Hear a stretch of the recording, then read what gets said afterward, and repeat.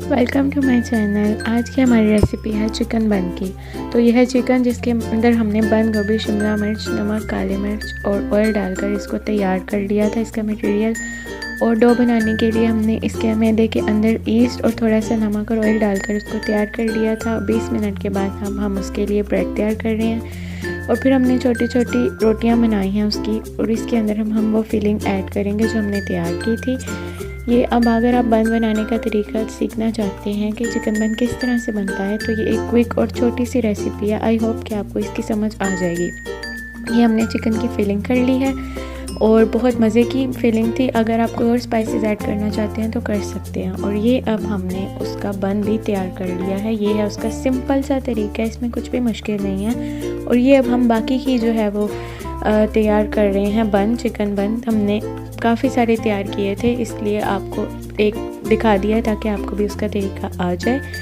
और ये बहुत इजी है, इसमें कुछ भी ऐसा मुश्किल नहीं है। चिकन के अंदर आप कुछ भी ऐड कर सकते हैं, जो भी फिलिंग आप इंजॉय करना चाहते हैं आप उसके अंदर ऐड कर लें। ये सबसे पहले हमने 2 बन जो है वो ट्राई करने के लिए बेक किए थे कि कैसे बने थे। बहुत अच्छे बने थे। और ये ब्रश के साथ हम इसके ऊपर एग और मिल्क को जो है वो मिक्सचर बनाकर वो कर रहे हैं। इससे ये बहुत सॉफ्ट बनते हैं और बहुत अच्छे बेक हो जाते हैं।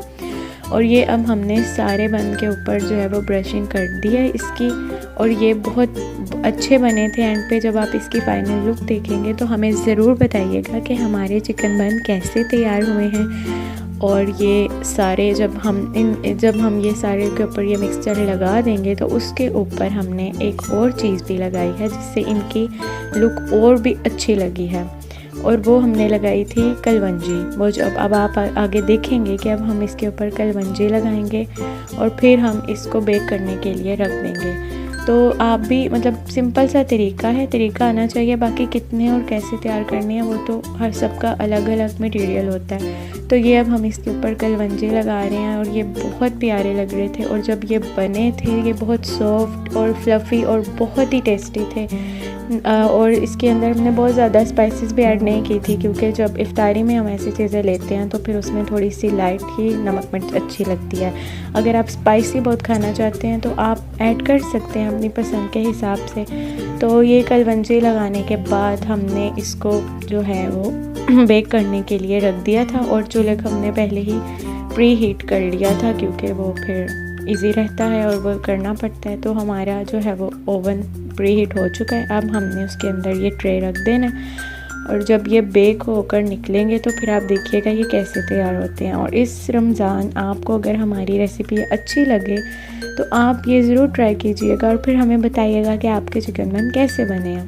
तो ये अब हम इसको बेक करने के लिए रख रहे थे और ये बेक हो रहे थे।